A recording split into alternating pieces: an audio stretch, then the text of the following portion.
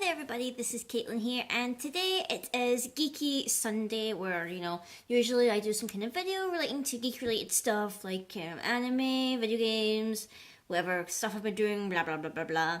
This week in particular I wanted to do a quick video about a game which technically did come out this week, well in terms of Europe anyway, but I wanted to give my first impressions on it, and it's actually Kingdom Hearts Unchained X, which I believe is the correct title in English. I don't know, there's lots of fancy different names or whatever for it in Japanese and all this stuff, but this game has been out, I'm pretty sure, in America for like the last couple of months, available on like Android and iPhone or whatever on the Google Play Store and stuff like that, but it wasn't available outside of America, which really sucked because like literally every time I'd go onto the Play Store I'd look at it and see that it's there, but it's like not available in your country, and I was just like, oh, it really sucks. Like, I know that in most cases, like, say America will maybe get a game a couple months before us, or maybe Europe will get a game a couple months before America. It just really depends on publishing companies, but it was just like, it felt so weird that such a big series like Kingdom Hearts, like, I know it's just a mobile game or whatever, like a phone game, but it just felt so weird that they decided that, yeah, America's going to have it for the first couple of months,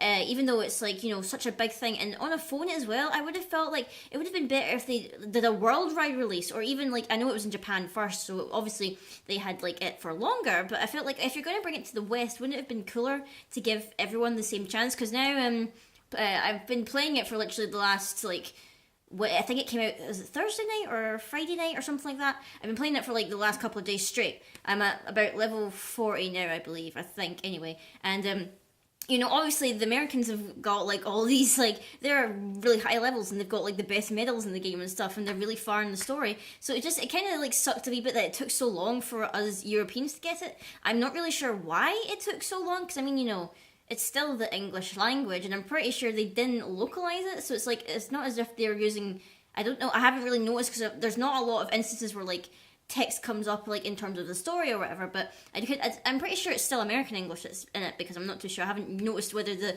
OUs are in colour and all this stuff, but in terms of actually playing the game, it is a fun little game. So it's like, it's not really complicated. You can easily like blast through a session like in 10 minutes or whatever. It's just basically, you have like individual quests which literally take maybe a minute per quest or whatever. It just depends on how long you want to like dedicate to playing it at a time. And you tap sometimes for an enemy to attack, or you slash, and your main attacks are for medals, which are like based on different Kingdom Hearts characters. So like, you have 3 different colours, which are red, green and blue, so basically the colours of magic in Kingdom Hearts or whatever, and the medals are different characters. You can get like the classic cast of like Riku and Sora and Kairi and all that stuff, and then it extends even further into like characters from like the Square Enix games. So you've got like Leon, or you've got Cloud, Sephiroth, and then there's members of like the organization. There's all the different forms, like different people have, like Sora's different drive forms and things like that have medals. Donald, Goofy, and Mickey have medals, and like they all have to do different things depending on like how leveled up they are. You level them up by like grinding a bit for more medals, where you can level them up by fusing them together and stuff. So it is a lot of like mix and matching. It is a lot of time in order to get more powerful stuff. And just like any good kind of RPG thing, you collect like materials and stuff that help you improve your Keyblade that you're using, which is quite good. Obviously, because it's like a mobile game, there is like that instance where you can, there are microtransactions. So if you want, you can pay, like, say, I think the current deal for Europe or anything like that, or even the UK, is that you could spend, I think it was £10, you could spend £10 and get like 3,000 jewels, which is like the kind of expensive money in the game. Like, you've got different levels of money that you can spend. You've got like jewels, which are mainly used to buy costumes or used to buy medals. You have like the standard money, which most Kingdom Hearts games use, which you use to spend in order to level up your medals. So you spend that in order to like combine medals together. And obviously you've got AP points, which are basically like your kind of like your special attack or whatever. I'm not quite, or actually it's your avatar board points or whatever, which let you unlock different costumes and stuff. So if you spent like say £10, you got like 3,000 of these jewels, and like they do different daily deals. Like, if you spend this many jewels, you can get 3 medals, or you can get this many levels. And usually if you go for like the higher tier deals, whatever, you get a chance of getting better medals, like from better characters. Like I did it for once, just like so I could test it out, because I was curious. Like, normally I don't like spend any microtransactions. Usually I'm quite content with like the content I'm given. I've never really been like convinced that I needed to pay money for like, especially for a mobile game, because it's just like, well, the intention of this is that you can play it for free and you shouldn't need to. You only do it if you really want to, like and that's the argument that most people have of like, oh, this is like a horrible thing to include in the game because you're encouraging people who are maybe addicted to overspending or addicted to the game to spend all their money on it. But I only did it once just to test it out because I wanted to see what the benefit would be. And, you know, I got really good medals. I think I got like a Riku one. I got, what other one did I get? I'm trying to think. I got Cloud one. And a Hercules one, I think. Those are pretty good medals as well. Also, like, doing that offer allows you special access to a load of special quests, which are basically, like, they're unlocked for, like, I think 24 hours when you do the little deal or whatever. So, you like, there are ways you can get, like, grinding medals to get more money, grinding medals for EXP, grinding medals for, like, leveling up and stuff, or getting materials for, like, leveling up your Keyblades and stuff. So those unlock. And, like, you still have, like, the standard story quests, which are just, like, hopping from world to world, and you're, like, defeating many Heartless. You get, like, different bonuses and stuff if you meet an objective. So, like, there's an objective if you defeat all the enemies in the level with one turn. Because, basically, the battles are, like, they're turn-based. So, like, if you tap on an enemy, you initiate a battle. You have your turn first, unless you get, like, jumped by the Heartless or whatever. And your turn ends when you run out of medals to use. So, like, at first, the standard Keyblades, you can equip 3 medals, so like you run through those 3 medals, and then your turn ends, and then it's the enemies. So like basically, if you can defeat each enemy you encounter in your first turn, then you like it's a bonus objective or whatever. And like there's different bonus objectives for the different levels and stuff. Like there's ones if you say use a specific Keyblade, or if you use all magic medals or stuff like that, which is really pretty cool.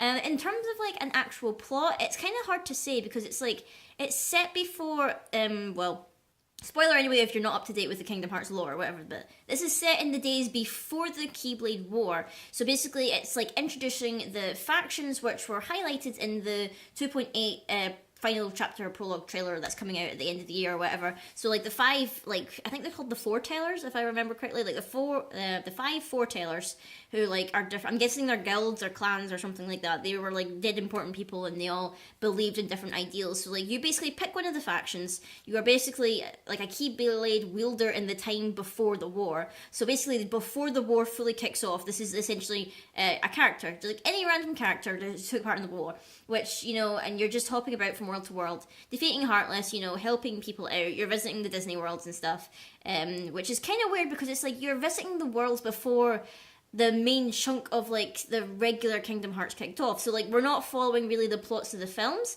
We're mainly following like little side things that are happening. So like in the, I'm trying to think of like in the Snow White world, you're not really following the plot of that story. What you're doing is like you're helping out the dwarves who are like, you know, they're in trouble because the Heartless are running them out of their homes or whatever, and they're getting separated. So you're not really following the main plot of Snow White the film. You're mainly helping the characters or whatever before the story takes place in that fashion, which I guess is cool because right now there's not really been much actual plot. Well, just where I'm at in terms of my quest, I've not really came across a major plot or whatever. Mainly just the thing that's happening is that, oh, we've noticed that there's a lot of Heartless going about and we don't really know why, and you know, we want to find out what's going on. So that's really what's happening in the game.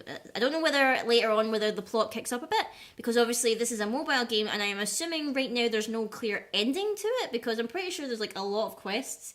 So I don't think the game actually has an end as of the now, but you know, I'm sure they're keeping updating it or whatever so that it stays relevant, because they want to obviously try and get this to ride out until maybe 2.8 comes out at the end of the year. So they probably want to try and push it as much as they can. Like, so they'll be bringing out quests and like deals and all this stuff, because it is a mobile game, so it's not like it's going to like be the major game in your life, but you know, it's going to be a little fun thing to keep you in mind until 2.8 comes out, which I'm super excited for. If you've not seen the trailer for Kingdom Hearts 2.8, I would go watch it. Like, I'll try and include a link in the description below just so you can go see it, because I am super excited about that game. It's like it's for PS4, so I'm like super excited to finally have a Kingdom Hearts game on my PS4. It kind of sucks that the HD remasters were made for PS3, which, you know, I can understand why they were made for PS3 and whatever, because it's just like but it's just like, it would have been so cool if they were on PS4. But I digress. Those are kind of like my initial thoughts on Kingdom Hearts Unchained X. The kind of things I would like, if I had any gripes about it so far, is that I'm trying to think if there's any grapes. Like, it feels as if there needs to be maybe a bit more story. Like, there doesn't seem to be a reason why you picked the clan that you picked. Like, at the beginning, like, you pick which foreteller that you follow under, or like who they are. But it doesn't seem to have any purpose at all as of yet. Like, there's not been a plot point or some kind of like boost that I get for picking who I picked. I picked Vulpus, who is the kind of fox girl, who has the fox mask or whatever, and she's pink, and I'm guessing she's related to Kyrie in some fashion, because a lot of the foretellers look similar to like current characters in the series. So like, I don't know. There's not been, as far as I'm aware, there's no kind of like bonus for who you pick, or whether like there's some kind of different story plot that you follow because you picked that foreteller. I don't know. I'd like to see something like that happen, because I want to, like, you know, there has to be a reason why you did it, because otherwise you could have just went in there and not picked anyone, and then it wouldn't have affected anything. But I digress. So until next time, guys, I will see you all later.